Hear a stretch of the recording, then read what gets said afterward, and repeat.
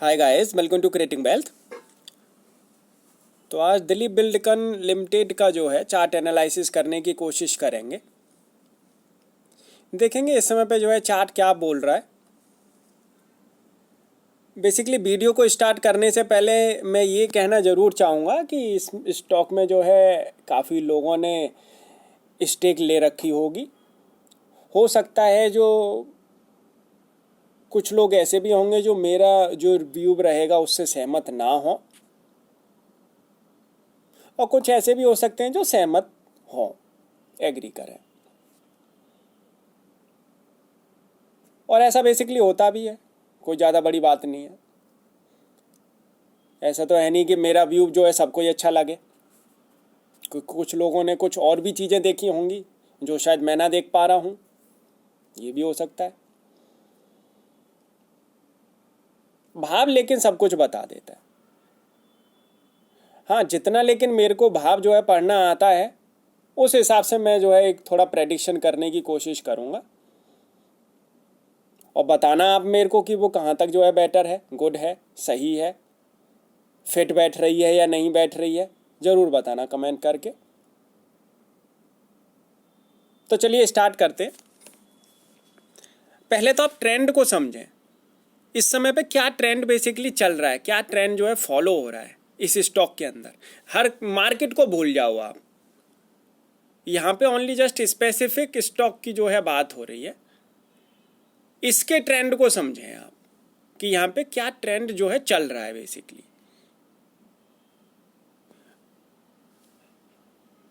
To 2016 में जब ये स्टॉक जब लिस्ट हुआ था और 16 में स्टॉक लिस्ट होने के बाद में कुछ महीने तक तो आप देखेंगे तो ये कंसोलिडेशन से जोन में रहा, मतलब वहीं की वहीं जो है घूमता रहा करीब करीब 5 महीने के आसपास। 2017 में स्टार्टिंग से जो है स्टार्टिंग फेज में, मतलब 2017 का अगर देखेंगे आप पूरा होल 2017 स्टॉक में देख सकते हैं आप, तेज़ी बनी रही, अच्छी खासी पॉजिटिव ट्रेंड में रहा, तेज़ी बनी रही। 18 में भी आप देखेंगे तो करीब 4-5 महीने जो है तेज़ी बनी रही, शुरुआत के देख ही सकते हैं आप, बढ़िया तेज़ी थी इसमें भी। वहाँ से लेकिन आप जो देखेंगे 2018 में मई मंथ की जो कैंडल बनी थी उसने इसका जो है ट्रेंड रिवर्सल दिखा दिया, इसने ट्रेंड जो है चेंज कर दिया उसका, इस स्टॉक का, उस एक कैंडल ने। और वो एक कैंडल ऐसी बनी जिसने इस स्टॉक को जो है दोबारा से कभी ऊपर आने ही नहीं दिया उस पोजीशन पे, मतलब उस पोजीशन का मतलब यहाँ पे इस भाव के आसपास आने ही नहीं दिया दोबारा से उसको। अब यहाँ पे आप देखेंगे तो ये ट्रेंड जो चल रहा है, आप लॉन्ग टर्म के लिए अगर ट्रेंड अगर आप देखेंगे तो ये स्टॉक जो है अपने बेयरिश ट्रेंड में चल रहा है, मतलब लॉन्ग टर्म एक बड़ा एरिया, कहीं ऐसा नहीं है कि आप 6 महीने या 7 महीने की मैं बात कर रहा हूँ, बड़ा एरिया मतलब 2-2, 4-4, 5-5 साल की बात हो रही है यहाँ पे। क्योंकि मैं आपके सामने ये चार्ट जो रख रहा हूँ वो रख रहा हूँ 2016 से और अभी तक का।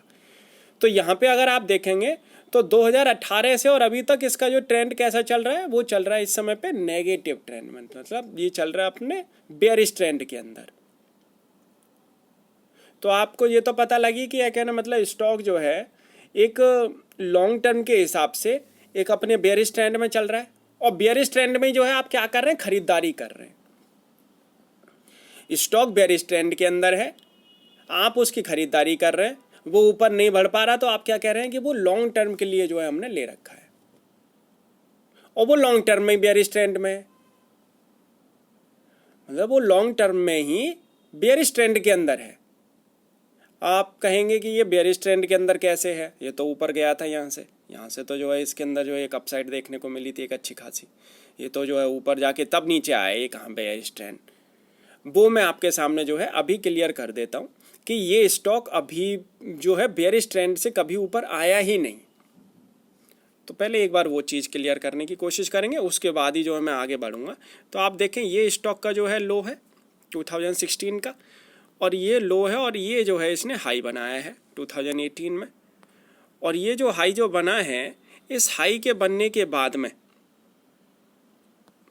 ये जो है लो, और ये जो है इसने हाई बनाया है।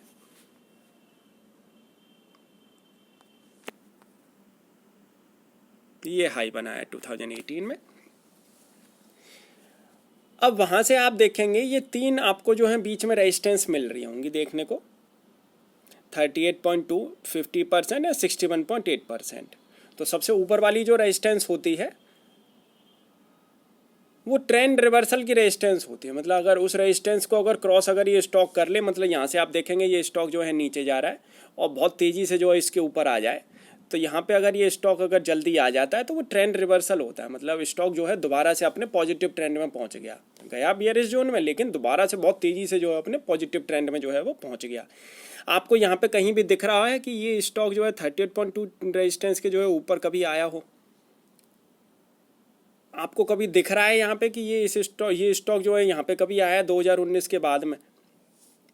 आपको अभी तक नहीं दिख रहा होगा। ये कहाँ पे दिख रहा है? 50% की रेजिस्टेंस के नीचे, जो मिड लेवल की जो रेजिस्टेंस होती है, और उसके नीचे अगर स्टॉक है जब तक वो अपने बेयरिश ट्रेंड के अंदर है, बेयरिश जोन में है, बेयरिश जोन में। और जो अगर स्टॉक 61.8% की रेजिस्टेंस के आसपास ही जो है ट्रेड कर रहा है, उसके नीचे ही जो है ट्रेड कर रहा है, वो तो वेरी बेयरिश जोन के अंदर है, वेरी बेयरिश जोन के अंदर। और आप क्या कर रहे हैं उसके अंदर? आप कर रहे हैं खरीदारी लॉन्ग टर्म के हिसाब से, कि लॉन्ग टर्म के लिए जो है वो काम करेगा बढ़िया। और अभी लॉन्ग टर्म के हिसाब से जो है ये बेयरिश जोन के अंदर है।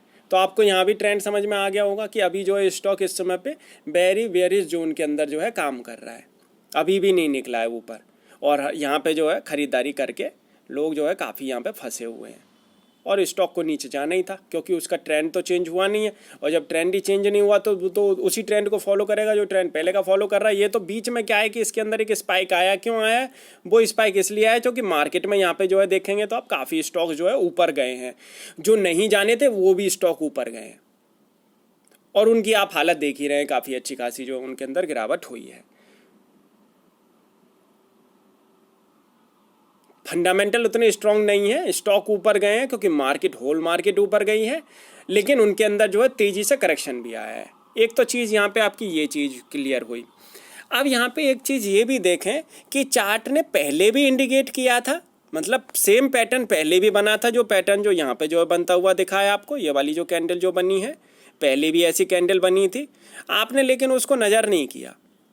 अब यहाँ पे एक बार मैं आपके सामने जो है वो भी नज़र करा देता हूँ आपको कि वो क्या कहाँ बनी थी और कैसे बनी थी। आप 2019 की आप कैंडल देखें, फरवरी वाली कैंडल और मार्च वाली कैंडल अपसाइड आई थी, और अपसाइड आने के बाद में देखेंगे तो आपको जो है डाउन साइड मिलेगी धीरे धीरे करके। आप ये वाली तीन कैंडल छोड़ें, आप 19 का ही बस देख लें, ये 20 वाला एरिया मत ही देखें, ना ही देखें, आपको लगेगी क्योंकि कोविड का एरिया मैं आपके सामने जो है रख रहा हूँ। आप 19 तक का ही देख लें, दिसंबर 19 तक कहाँ से कहाँ स्टॉक जो है पहुँच गया। और यहाँ भी देख लें आप, फरवरी वाली कैंडल जो ऊपर गई है, फरवरी वाली कैंडल के बाद से ही देख सकते हैं स्टॉक के अंदर जो है अच्छी खासी बिकवाली आई है, अच्छी खासी जो है बिकवाली आई है। तो वो सपोर्ट जो थे वो उसी समय पे काम कर रहे हैं।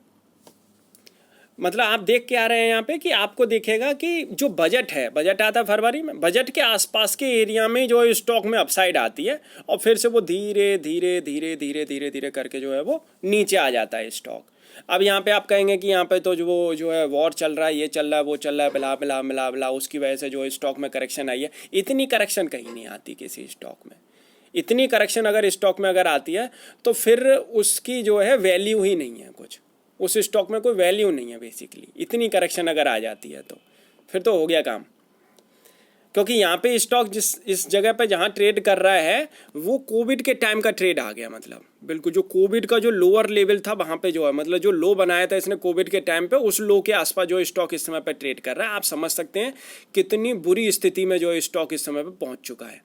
और यहीं से ही आपको मैं सामने में एक चीज़ और रख दूं, यहीं से ही जो है ये IPO लिस्ट जब हुआ, मतलब ये स्टॉक जब लिस्ट जब हुआ था, जब वो भाव पे आ चुका है ये। तो आप देख सकते हैं स्टॉक की बहुत बुरी हालत है। तो एक चीज़ तो मेरे हिसाब से जो है, एक चीज़ तो ये समझ में आ रही है कि ये केवल जो है बजट का ही खिलाड़ी रह गया है। बजट आता है, थोड़ी बहुत बात होती है इंफ्रा की, ये वो बिला बिला, और वहाँ पे कहीं ना कहीं थोड़ा बहुत ये स्पीड पकड़ने की कोशिश करता है, और उसके बाद में देख सकते हैं आप फिर इसकी जो है स्पीड धीमी हो जाती है। यहाँ पे तो कहीं वॉर था नहीं, यहाँ पे जब ये नीचे आया है यहाँ पे तो वॉर है नहीं, यहाँ पे आप कह भी सकते हो कि वॉर की वजह से नीचे आया है। वो मार्केट को जो है करेक्ट करने का एक एरिया होता है कि मार्केट को स्टॉक को कब करेक्ट करना है, वो एक एरिया होता है। अभी तक इसको करेक्ट नहीं किया था, लेकिन आप देखेंगे फर्दर इसके अंदर जो डीप जो करेक्शन आई है वो एक तरफा आती चली गई है। आपको जो है वहाँ पे आप माल को निकाल ना पाए, आपको लगे कि वॉर चल रही है, अभी थोड़ी दोबारा से जो है ऊपर आ जाएगा, अभी रुक जाओ थोड़ी बहुत देर, फिर उसके बाद में जो स्टॉक दोबारा से जो है अपसाइड दिखाएगा, ये करेगा वो कर, थोड़ा और नीचे खरीद लो, फिर और एवरेज कर लो, और नीचे गिरा और एवरेज कर लो। तो उसी जगह पे ही उसी समय पे जो स्टॉक निकलता हुआ दिखेगा, या तो आपको अपसाइड में या डाउन साइड में। वो करेक्शन ऐसी जगह पे ही देगा जहाँ पे ओवरऑल जो है उसके अंदर करेक्शन आनी हुई होगी, और वो अपसाइड भी उसी समय पे दिखाएगा जहाँ पे जो है उसके अंदर अपसाइड आनी, जहाँ पे ओवरऑल मार्केट में कहीं ना कहीं एक अपसाइड आने वाली होगी, और वो पहली जो है अपसाइड आपको दिखा देगा।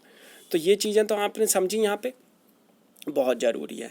अब यहाँ पे बेसिकली करना क्या चाहिए आपको, मैं आपके सामने जो है वो चीज़ रखना चाहूँगा कि यहाँ पे आप ट्रेंड तो देख लिया आपने, लॉन्ग टर्म के हिसाब से जो है बिल्कुल जो है ट्रेंड इसका बिल्कुल बेरिश बना हुआ है, बेरिश जोन के अंदर है स्टॉक। और अभी यहाँ पे अगर एक चीज़ ये देखें, स्टॉक जो है करेक्ट हो चुका है कहाँ तक, अपना जो है इसके लो प्राइस तक आ चुका है जब ये लिस्ट हुआ था, तो अपने लिस्टिंग प्राइस के आसपास जो है ये पहुँच चुका है। अब यहाँ पे अगर बात करें कि इसमें बेसिकली आपको जो स्टॉप लॉस जो लगाना चाहिए, वो क्या स्टॉप लॉस लगाना चाहिए, 200 रुपीज़ के आसपास का जो स्टॉप लॉस इसके अंदर जो है निकल के आता है। 200 के नीचे अगर ये गया पब्लिक, मेरे हिसाब से जो है ये माल फिर कंपनी को दे देना चाहिए। और 200 के ऊपर जब तक स्टॉक है, जब तक थोड़ा बहुत कहीं ना कहीं एक कह सकते हैं कि उम्मीदें हैं कि स्टॉक जो है दोबारा से रिवाइवल दिखा सकता है। अब कितने समय में दिखाएगा वो तो अभी ट्रेंड बताएगा आगे का, फिर से जो है कैंडल्स बताएंगी, भाव बताएगा कि आगे इसको बढ़ना है, यहीं की यहीं थमना है, कुछ समय तक क्या करना है, तो वो तो आगे की जो कैंडल्स बनेंगी वो बताएंगी। क्योंकि यहाँ पे क्या है, आप ये चीज़ ये देख ही रहे होंगे, नोटिस करें आप, ये वाली जो कैंडल बनी थी ऐसी सेम कैंडल ये बनती हुई दिखी है, और यहाँ पे देख सकते हैं इस कैंडल का जो लो है उससे भी नीचे जो स्टॉक निकलता हुआ दिखा है।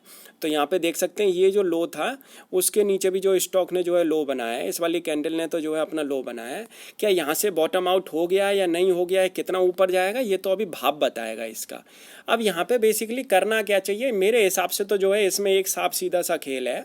आप ऑलरेडी इसको काफ़ी समय से देख ही रहे हैं, स्टॉक को फंसे हुए हैं। यहाँ पे आपको जब भी अगर मौका मिले ऊपर आते हुए, आपको जो है कहीं ना कहीं इसमें अपनी एक तो सबसे पहले अपनी पोजीशन हल्की करनी चाहिए, स्टॉप लॉस मेंटेन करना चाहिए। अगर उस स्टॉप लॉस के अगर नीचे अगर स्टॉक गया तो मेरे हिसाब से फिर फुल सेल करना चाहिए। और यहाँ से अगर ये स्टॉक आपको जो अपसाइड जब दिखाए 300 350 रुपये तक अगर ये जाता है, वहाँ पर आपको जो है इसमें पोजीशन अपनी हल्की करनी चाहिए, और फिर इसमें जो है आपको वेट करना चाहिए पोजीशन लेने के लिए। कब, जब इसमें कहीं ना कहीं आपको दिखे कि फर्दर कहीं ना कहीं जो है ये ट्रेंड रिवर्सल करता हुआ दिख रहा है, तो ट्रेंड रिवर्सल अगर आ रहा है तो, और वो भी लॉन्ग टर्म के चार्ट पे, ट्रेंड रिवर्सल बहुत ज़रूरी है देखना। ट्रेंड रिवर्सल अगर दिखा रहा है तब आप जो है क्वांटिटी ऐड करें, उससे पहले क्वांटिटी ऐड ना करें। अगर आपको अपने भाव के पास भी अगर ये स्टॉक अगर आ जाता है, मेरे हिसाब से थोड़ा दूरी बनाए रखें, वहाँ से निकलने की जो है कोशिश करें, वो ज़्यादा अच्छा है। क्योंकि अगर फिर दोबारा से अगर इसके अंदर करेक्शन आएगी तो इसमें चार्ट कैसा बनेगा, अगर मान के चलो ये स्टॉक जो है यहाँ पर चल रहा है 2-3 महीने से, और फिर इसके अंदर थोड़ा अपसाइड आई, तो पॉसिबिलिटी है कि यहीं से फिर दोबारा से जो है ये घूमता हुआ दिख सकता है, पॉसिबिलिटी है। फॉलो कर रहा है उस ट्रेंड को, अगर अब भी फॉलो करेगा तो पॉसिबिलिटी है। कहाँ तक नहीं खरीदना चाहिए, जब तक यहाँ पे देख सकते हैं आप 750-800 रुपये के ऊपर जब तक ये ना निकल जाए।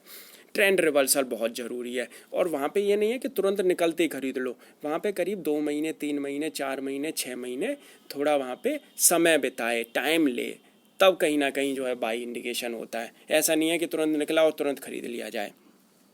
तो यहाँ पे मेरे हिसाब से फ्रेश बाइंग की भी जो है मैं गारंटी नहीं दूंगा। हाँ बिल्कुल ही आप जो है अगर कहते हैं कि एक एक्सट्रीम जो है आपको बाइंग करनी है, और मतलब पूरा का पूरा आप जो है मतलब रिस्क ले सकते हैं, हाई रिस्क अगर ले सकते हैं, तो बिल्कुल नीचे 200 रुपये का स्टॉप लॉस लगा के बिल्कुल जो है बाई किया जा सकता है। लेकिन कब घूमेगा ये अभी तो नहीं दिख रहा है इस चार्ट के अंदर कि अभी ये घूमता हुआ दिख रहा है स्टॉक।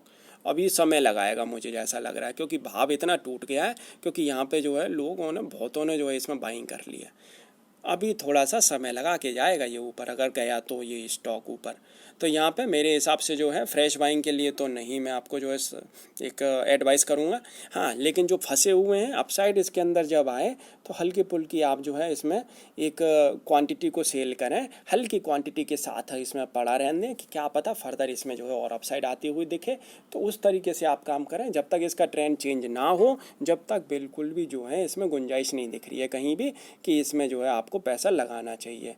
तो अपना भी एनालिसिस हालांकि एक बार जरूर कर लें, उसके बाद ही स्टॉक को बाई सेल या होल्ड करें। आपको ये वीडियो कैसी लगी ज़रूर आप जो है कमेंट करके बताएं। तो नीचे का आपको जो स्टॉप लॉस भी मिल गया, मैंने एडवाइस भी आपको दे दी कि कहाँ पे जो है आपको अपना एक थोड़ा बहुत अमाउंट निकाल देना चाहिए, रिस्क कम करनी चाहिए। रिस्क है लेकिन उसको जो है आप अपना जितना पैसा जो है कम कर लेंगे, आपका जो है प्रेशर कम हो जाएगा। स्टॉक गिरा हुआ है वो ठीक है, लेकिन अपना जो है आप थोड़ा प्रेशर कम करो अपने ऊपर से। तो प्रेशर जब ही कम होगा जब आपकी जो है क्वांटिटी कम हो जाएगी। अगर जितनी आप क्वांटिटी ले रखी है और अनबियरेबल क्वांटिटी अगर वो हो जाती है तो और ज़्यादा जो है प्रेशर आता है माइंड पे। तो उस चीज़ को जो है कम करने की कोशिश करो। Thank you for watching this video.